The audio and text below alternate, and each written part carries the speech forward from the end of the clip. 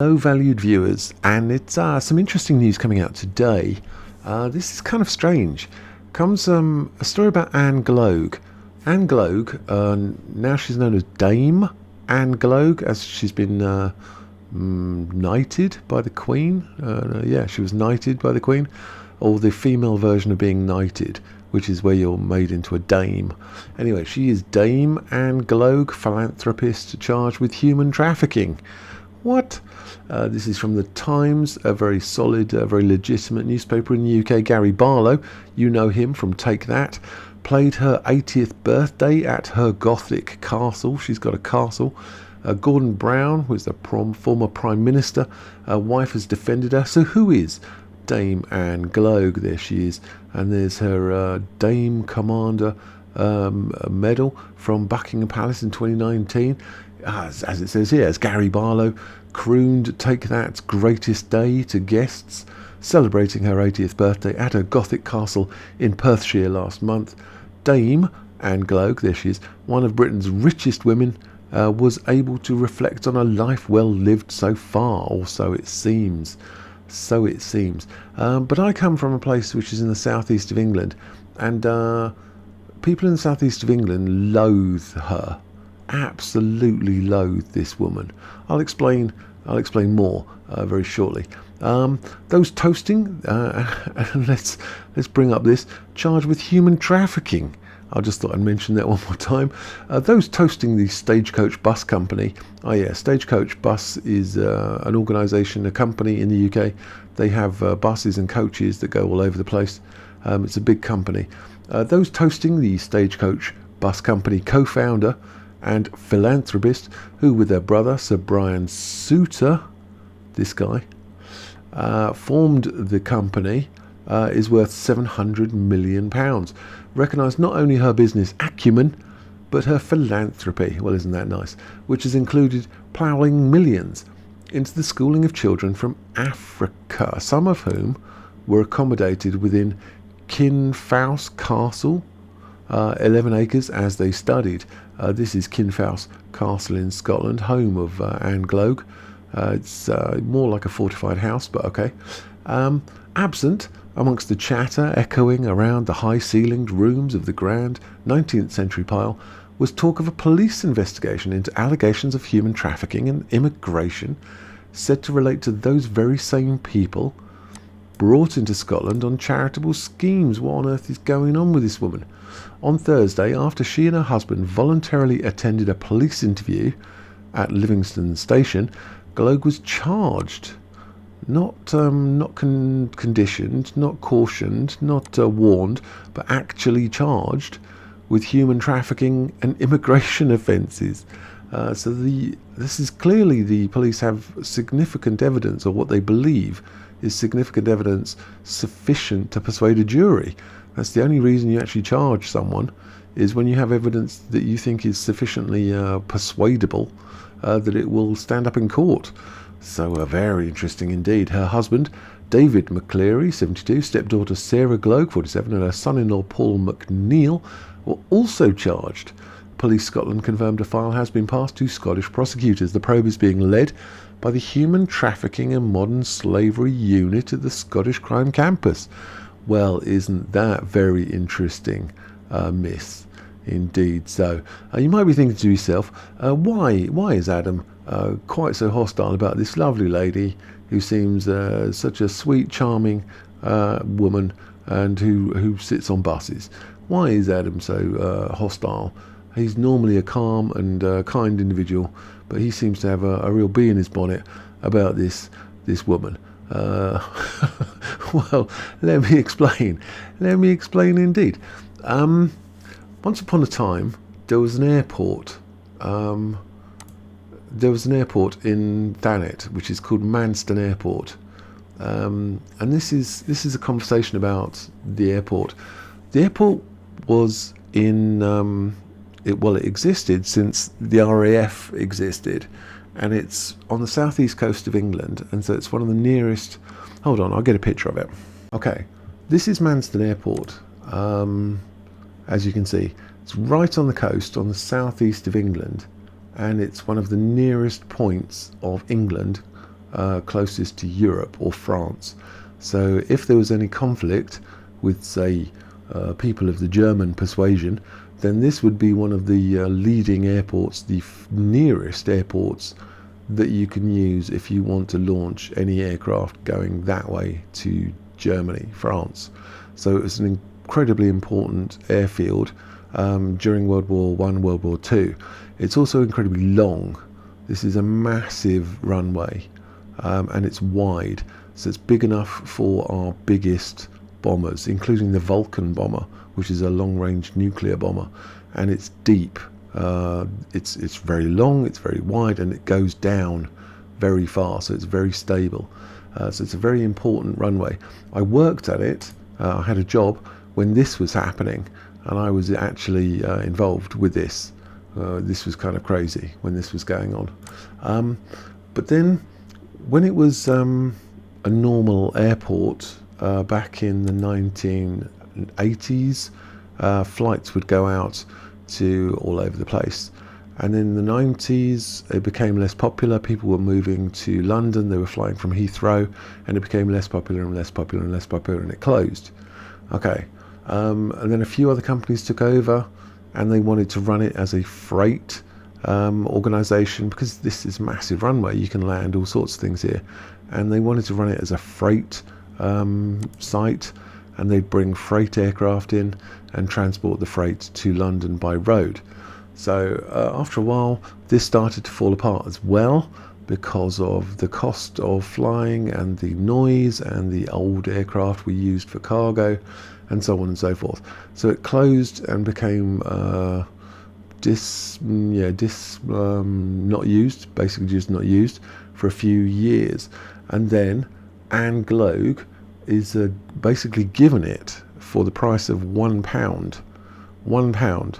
But at the time, she promised the local council, before she was given the actual land for £1, she promised that she was going to massively invest in the airport. She'd have aircraft, she'd have flights to here, there and everywhere, Amsterdam and Berlin, off to Madrid. Everything would be fantastic. There'd be buildings, there'd be jobs, there'd be fantastic. She guaranteed 2 years. She guaranteed that it's going to be running for 2 years at least. All you got to do is give me the airport for £1 and I'll invest all this money, blah, blah, blah, blah, blah, blah. Within 4 months, she shut it down completely. She was given this for £1, shut it down completely, and stripped absolutely everything of value and put it all to auction. Sold everything, so it could never be run as an airport. All the vehicles, all the fire engines, all the buildings, everything. She asset stripped absolutely everything, just ripped it apart so that it could never be used as an airport without massive investment again. This is this dear lady over here who's now being accused, no, not accused, charged with human trafficking. Yes. So this is a little piece from Roger Gale, Sir Roger Gale. He's been knighted. There's a lot of knighting going on today. He's Member of Parliament. He's an MP for North Thanet, where Manston is. Manston is in North Thanet, and this is Sir Roger Gale. And what's he got to say about the whole situation?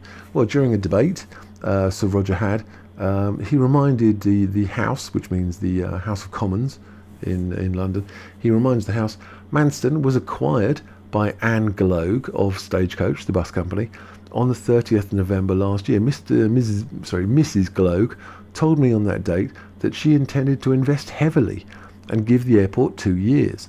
On budget day, less than 4 months after the acquisition, she announced that it would close. This was, in my view, this is a Member of Parliament, this was, in my view, an act of vandalism. Manston shut in May in spite of the fact that a rival company, River Oak, had put on the table an offer of asking price of £7 million. Since that time, the airport has been asset stripped. Nice. Comes in, lies, asset strips. Nice indeed. Here's her statement about it, what she's saying. Ann Gloag, the millionaire who bought Manston Airport only to close it down, has not been the most popular businesswoman in aviation. This is back in 2014. Speculation that she always intended to close the airport and build houses on the land a far more profitable outcome, has failed to go away, especially as it was reported that she had pledged to keep it open for at least 2 years. But here, sadly, we can't access this article because it no longer exists. But here she argues she didn't realise how deep its problems went when she bought it, and it simply wasn't possible to keep it open. Well, that seems very honest, straightforward and logical and believable, and all sorts of good things like that. So who did she sell her stake in this company to? She must have sold her stake. So she sold it. Let's have a little look. She said, "This is Manston. This is the front door of Manston International Airport. This is the terminal building." She says Stagecoach co-founder Ann Gloag has sold her stake in the Manston Airport to regeneration specialists. Well, very nice. Who are planning a £1 billion mixed-use redevelopment for the site. Well, that's great, isn't it? So she's sold her £1 stake. She's asset stripped it, made loads of money. That's lovely for her. But she's sold it on to these people who are going to redevelop it for the site. Oh, that's really nice of her. Isn't she fantastic? Who are these people? Well, they're property developers, Trevor Cartner and Chris Musgrave, and they've now acquired a majority stake in the site. So that's lovely. Undisclosed sum. It was £1. This is from another article, so that's fantastic. She sold it. But is that the actual facts? And she sold it for £1 to these people to redevelop it. Well, no, not really. This is the plan they had, and they were going to build flats everywhere. They were going to asset strip the airport, and they were going to build flats. That was their whole mission from the beginning. They were never going to open it up as a runway, as an airport, as an asset to the community. No, it was always going to be asset stripped and flats. Flats. But who are these people? Stonehill Park was formed as a joint venture between Chris Musgrave, Trevor Cartner, and Stagecoach co-founder Dame Ann Gloag. So she sold her own ownership of the airport to herself. She sold Manston Airport to herself after she asset stripped it. That's what she did. This is how big business works. It's all, I'll sell this to myself, and then I'll get the tax from the government who will pay myself to pay myself, and then I'll give it to my shell company who will pay myself to pay myself to pay the tax to pay myself. The whole thing is just a vile network of shells and lies and betrayal and asset stripping and flats. It's always flats. It always ends up flats. And that's basically the situation that has occurred with this dear lovely, the philanthropist, Ann Gloag, the lovely philanthropist. There she is. And she's off philanthroping. I'm not even sure that's a verb. I really don't think it is. And yeah, that was crazy. That was absolutely crazy. This was during the Brexit period when France decided to shut the access in Calais, because they do that occasionally, because that's, you know, just how they roll.